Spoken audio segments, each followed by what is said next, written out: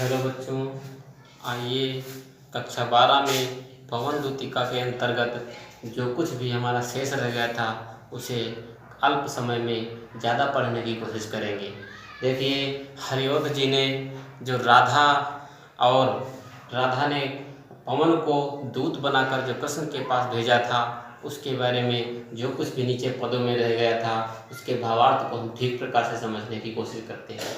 ध्यान से देखिए, पुस्तक सामने रखना। हो सकता है ये पुस्तक सामने होगी तो आपको बेहतर समझ में आएगा, क्योंकि जो भी पद दिए हैं उन पदों की प्रथम पंक्ति ही मैंने लिखी है। आप समझते हैं कि इतने सारे पदों को इस ब्लैक बोर्ड पर नहीं लिखा जा सकता, इसलिए हमने पहचान के लिए आपको पहली पंक्ति लिख दी है और आप उसके आगे का आप अपनी पुस्तक में देखते रहेंगे।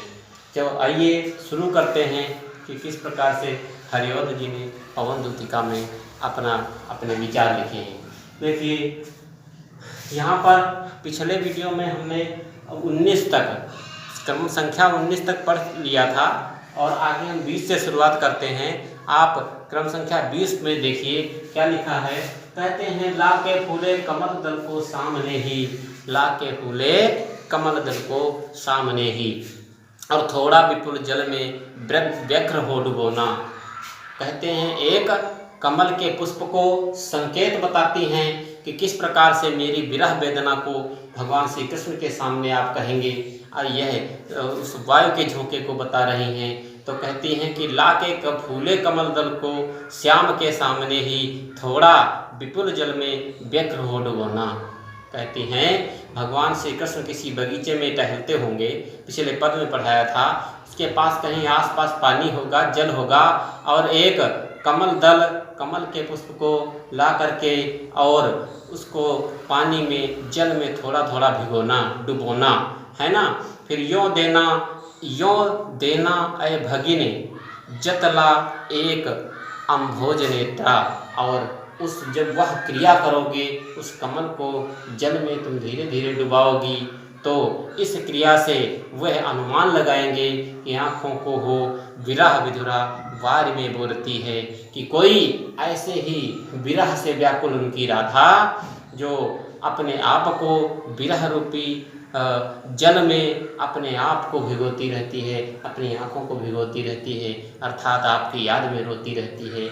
ऐसा संयोग दिखाना, तो हो सकता है वो हमारे दुख को समझ पाए।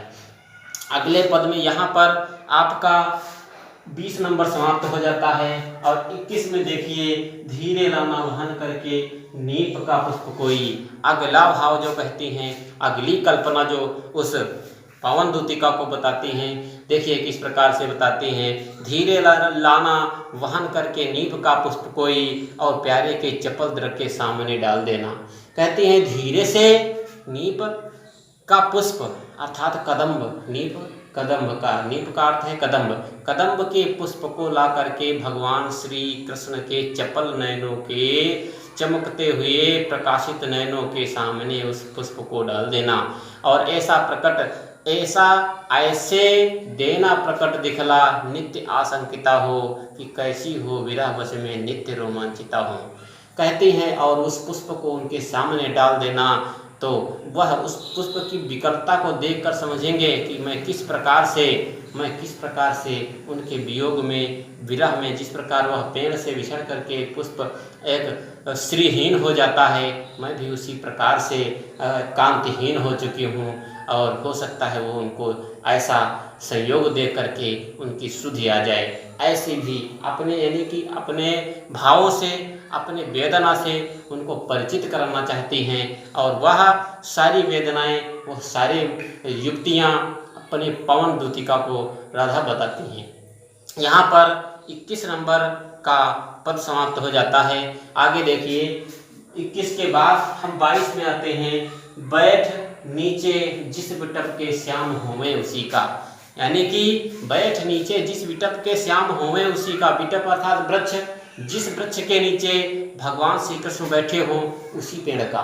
क्या, नीचे वाली पंक्ति में देखिए, कोई पत्ता निकट उनके नेत्र के हिलाना, कोई एक पत्ता ले लेना, उनकी आंखों के सामने ऐसे से फड़फड़ाते हुए कर देना, क्योंकि हवा ये सब कुछ कर सकती है।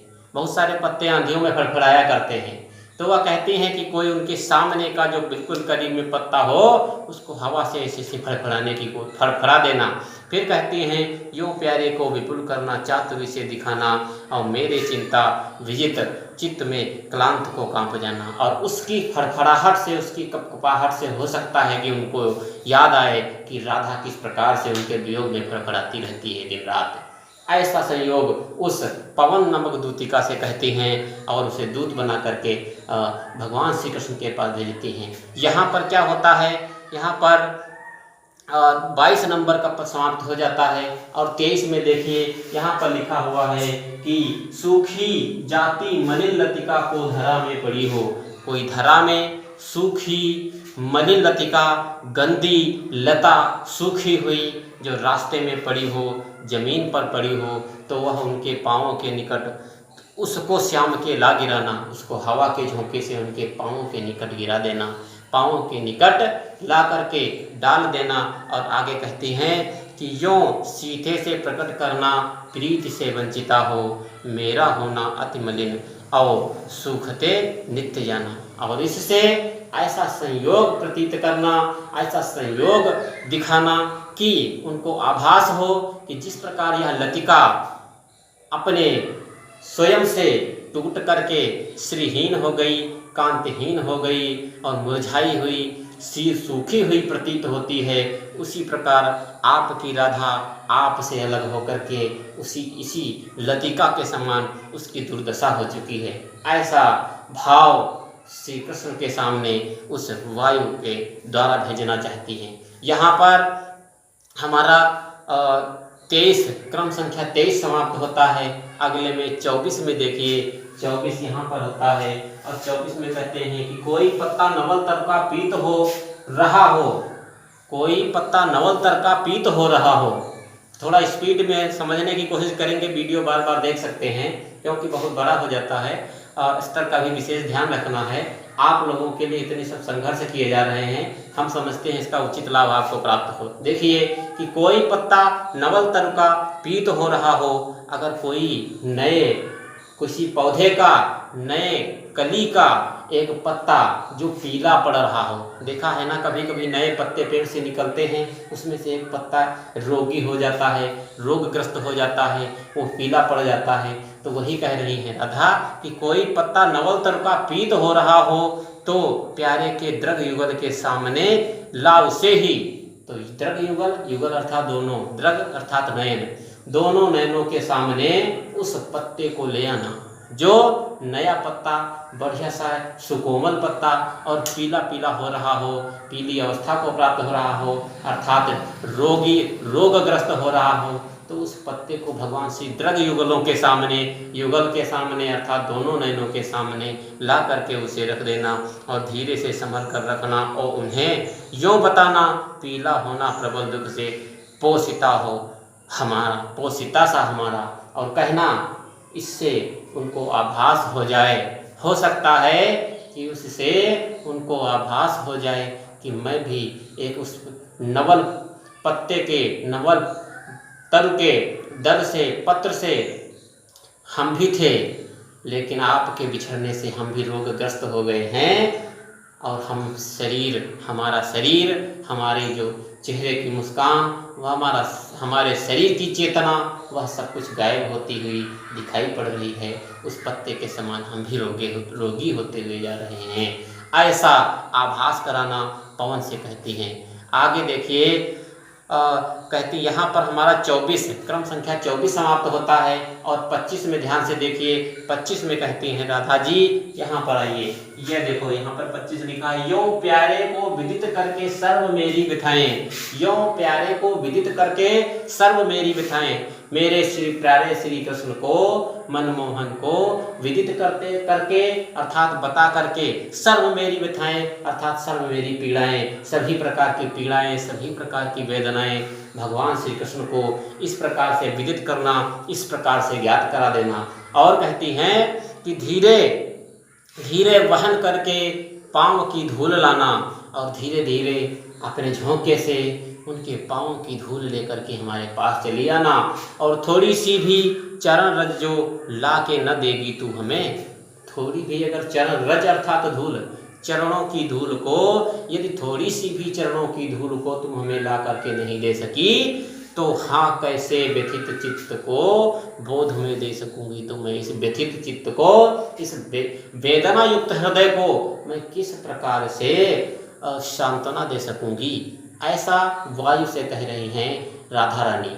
कहती हैं कि यदि थोड़ी सी पवन की धूल, थोड़ी सी अपने पवन के झोंके में अगर भगवान श्री कृष्ण के चरणों की धूल ला करके नहीं दे सकी, तो मैं अपने चित्त को कैसे शांत कर सकूंगी, मैं अपने हृदय को कैसे सांत्वना दे सकूंगी।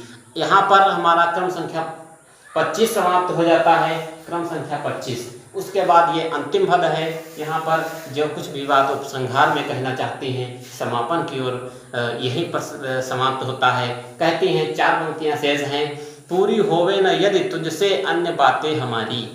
एक अंतिम प्रयास भी करती हैं कि हो सकता है हमने आपको बहुत बड़ी जिम्मेदारी दे दी हो, आप उसका निर्वहन न कर सकें, आप उसको निभा न सकें, तो हम कैसे रहेंगी। असफल होकर के अगर आप आई तो हम कैसे रहेंगी। तो इसलिए कहती हैं कि पूरी होवे न यदि तुझसे अन्य बातें हमारी, अन्य सब कुछ जो मैंने तुमसे बताया है यदि वह पूरा ना हो सके तो आगे क्या है, तो मेरी विनय इतनी मान ले ओ चली जा। तो सिर्फ मेरा एक कहना, मेरी एक प्रार्थना मान लो और चली जाओ। उस वायु से कहती हैं, और छू के प्यारे कमल पग को प्यार के साथ आ जा।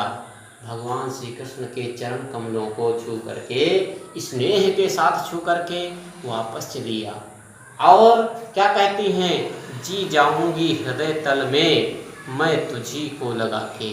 और जब तू उनके चरणों का स्पर्श करके मेरे पास आएगी तो मैं तुझको अपने हृदय से लगा करके शांति की अनुभूति करूंगी, हमारी हृदय की अग्नि ठंडी पड़ जाएगी।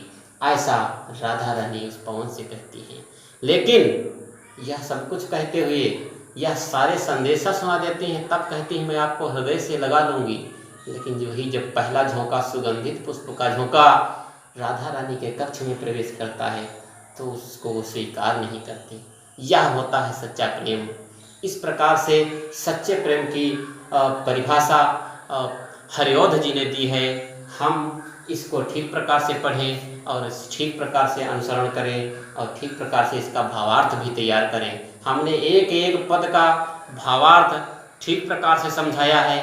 आपको संदर्भ, प्रसंग, व्याख्या आदि आदि करके सब कुछ लिखना है। मैं आपको फोटो के माध्यम से आपके ग्रुप पे डालूंगा।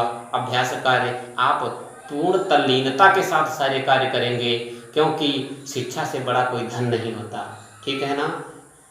मैं उम्मीद करता हूँ कि आपको जो भी पढ़ाया गया है ठीक से समझ में आया होगा और ठीक प्रकार से कार्य को करेंगे। धन्यवाद।